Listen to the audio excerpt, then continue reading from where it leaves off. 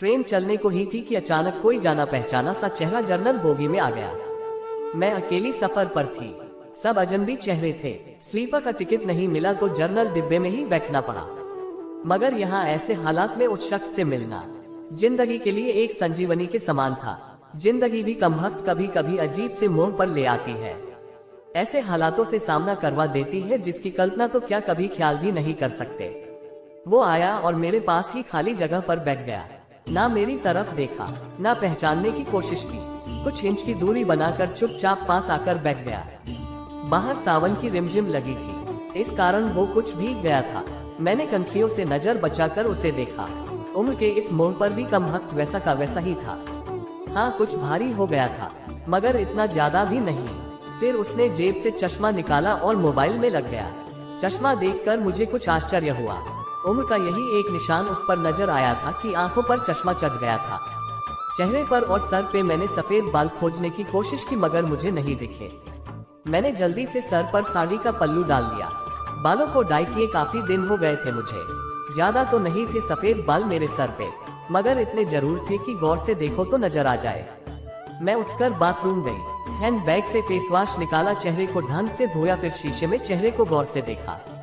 पसंद तो नहीं आया मगर अजीब सा मुंह बनाकर मैंने शीशा वापस बैग में डाला और वापस अपनी जगह पर आ गई। मगर वो साहब तो खिड़की की तरफ से मेरा बैग सरकाकर खुद खिड़की के पास बैठ गए थे। मुझे पूरी तरह देखा भी नहीं, बस बिना देखे ही कहा सॉरी। भागकर चढ़ा तो पसीना आ गया था, थोड़ा सूख जाए फिर अपनी जगह बैठ जाऊंगा। फिर वह अपने मोबाइल में लग गया। मेरी इच्छा जानने की कोशिश भी नहीं की। उसकी यही बात हमेशा मुझे बुरी लगती थी। फिर भी ना जाने उसमें ऐसा क्या था कि आज तक मैंने उसे नहीं भुलाया। एक वो था कि 10 सालों में ही भूल गया। मैंने सोचा शायद अभी तक गौर नहीं किया, पहचान लेगा। थोड़ी मोटी हो गई हूँ, शायद इसलिए नहीं पहचाना। मैं उदास हो गई। जिस शख्स को जीवन में कभी भुला ही नहीं पाए उसको मेरा चेहरा ही याद नहीं। माना कि ये औरतों और लड़कियों को ताड़ने की इसकी आदत नहीं, मगर पहचाने भी नहीं। शादीशुदा है, मैं भी शादीशुदा हूँ। जानती थी इसके साथ रहना मुश्किल है, मगर इसका मतलब ये तो नहीं कि अपने ख्यालों को, अपने सपनों को जीना छोड़ दूँ। एक तमन्ना थी कि कुछ पल खुल के उसके साथ गुजरूं। माहौल दोस्ताना ही हो मगर हो तो सही। आज वही शख्स पास बैठा था जिसे स्कूल टाइम से मैंने दिल में बसा रखा था। सोशल मीडिया पर उसके सारे अकाउंट चोरी छुपे देखा करती थी। उसकी हर कविता, हर शायरी में खुद को खोजा करती थी। वह तो आज पहचान ही नहीं रहा।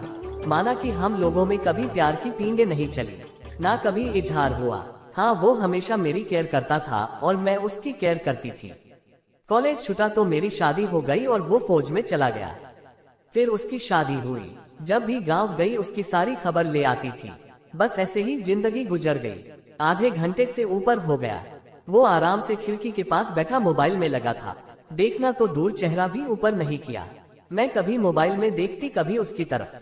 सोशल मीडिया पर उसके अकाउंट खोल कर देखे, तस्वीर मिलाए, वही था, पक्का वही, कोई शक नहीं था। वैसे भी हम महिलाएं पहचानने में कभी भी धोखा नहीं खा सकती। 20 साल बाद भी सिर्फ आंखों से पहचान ले। फिर और कुछ वक्त गुजरा, माहौल वैसा का वैसा था। मैं बस पहलू बदलती रही। फिर अचानक टीटी आ गया। सबसे टिकट पूछ रहा था। मैंने अपना टिकट दिखा दिया। उससे पूछा तो उसने कहा नहीं है। टीटी बोला फाइन लगेगा। वह बोला लगा दो। टीटी कहाँ का टिकट बनाऊं? उसने जल्दी से जवाब नहीं दिया। मेरी तरफ देखने लगा। मैं कुछ समझी नहीं। उसने मेरे हाथ में थमी टिकट को गौर से देखा, फिर टीटी से बोला कानपुर। टीटी ने कानपुर की टिकट बना कर दी और पैसे लेकर चला गया। वह फिर से मोबाइल में तल्लीन हो गया। आखिर मुझसे रहा नहीं गया। मैंने पूछ ही लिया कानपुर में कहाँ रहते हो?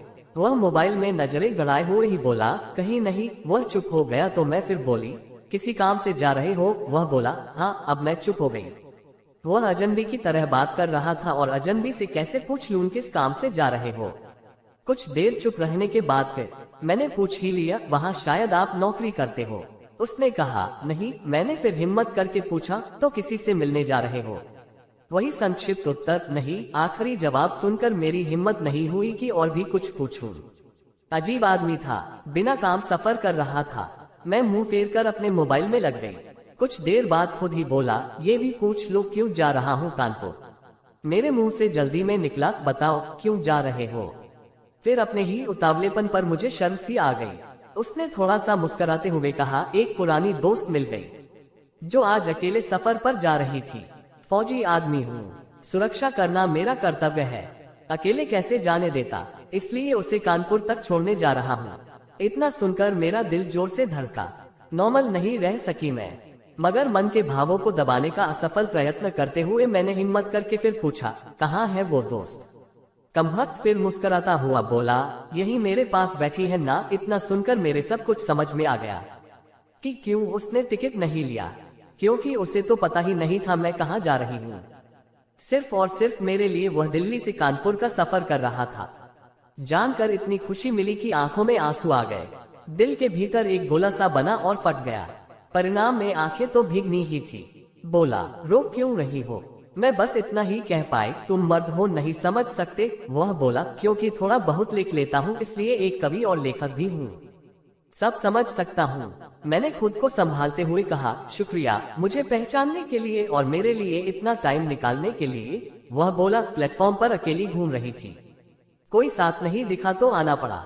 कल ही रक्षाबंधन था, इसलिए बहुत भीड़ है। तुमको यूं अकेले सफर नहीं करना चाहिए। क्या करती, उनको छुट्टी नहीं मिल रही थी और भाई यहाँ दिल्ली में आकर बस गए। राखी बांधने तो आना ही था। मैंने मजबूरी बताई। ऐसे भाइयों को राखी बांधने आई हो जिनको ये भी फिक्र नहीं कि बहन इतना लंबा सफर अकेले कैसे करेगी। भाई शादी के बाद भाई रहे ही नहीं, भाभीियों के हो गए, मम्मी पापा रहे नहीं। कहकर मैं उदास हो गई। वह फिर बोला, तो पति को तो समझना चाहिए, उनकी बहुत बिजी लाइफ है, मैं ज्यादा डिस्टर्ब नहीं करती और आजकल इतना खतरा नहीं रहा, कर लेती हूँ मैं अकेले सफर। तुम अपनी सुनाओ, कैसे हो? अच्छा हो, कट रही है जिंदगी, मेरी याद आती थी क्या? मैंने हिम्मत करके पूछा। वो चुप हो गया, कुछ नहीं बोला। तो मैं फिर बोली, सॉरी, यूं ही पूछ लिया, अब तो परिपक्व हो गए हैं, कर सकते हैं ऐसी बात। उसने शर्ट की बाजू की बटन खोलकर हाथ में पहना वो तांबे का कड़ा दिखाया जो मैंने ही फ्रेंडशिप डे पर उसे दिया था। बोला, याद तो नहीं आती पर कमबख्त ये तेरी याद दिला देता था। कड़ा देखकर दिल को बहुत सुकून मिला। मैं बोली, कभी संपर्क क्यों नहीं किया? वह बोला, डिस्टर्ब नहीं करना चाहता था, तुम्हारी अपनी जिंदगी है और मेरी अपनी जिंदगी है। मैंने डरते डरते पूछा, तुम्हें छू लूं? वह बोला, पाप नहीं लगेगा। मैं बोली, नहीं, छूने से नहीं लगता। और फिर मैं कानपुर तक उसका हाथ पकड़कर बैठी रही। बहुत सी बातें हुई। जिंदगी का एक ऐसा यादगार दिन था जिसे आखिरी सांस तक नहीं भुला पाऊंगी। वह मुझे सुरक्षित घर छोड़कर गया, रुका नहीं, बाहर से ही चला गया। जम्मू थी उसकी ड्यूटी, चला गया। उसके बाद उससे कभी बात नहीं हुई, क्योंकि हम दोनों ने एक दूसरे के फोन नंबर नहीं लिए। हालांकि हमारे बीच कभी भी नापाक कुछ भी नहीं हुआ। एक पवित्र सा रिश्ता था, मगर रिश्तों की गरिमा बनाए रखना जरूरी था। फिर ठीक 1 महीने बाद मैंने अखबार में पढ़ा कि वो देश के लिए शहीद हो गया। क्या गुजरी होगी मुझ पर वर्णन नहीं कर सकती, उसके परिवार पर क्या गुजरी होगी पता नहीं। लोक लाज के डर से मैं उसके अंतिम दर्शन भी नहीं कर सकी। आज उससे मिले 1 साल हो गया है। आज भी सफर कर रही हूँ, दिल्ली से कानपुर जा रही हूँ। जानबूझकर जनरल डिब्बे का टिकट लिया है मैंने। अकेली हूँ, न जाने दिल क्यों आस पाले बैठा है कि आज फिर आएगा और पसीना सुखाने के लिए उसी खिड़की के पास बैठेगा। एक सफर वो था जिसमें कोई हम सफर था, एक सफर आज है जिसमें उसकी यादें हम सफर है। बाकी जिंदगी का सफर जारी है, देखते हैं कौन मिलता है कौन साथ छोड़ता है।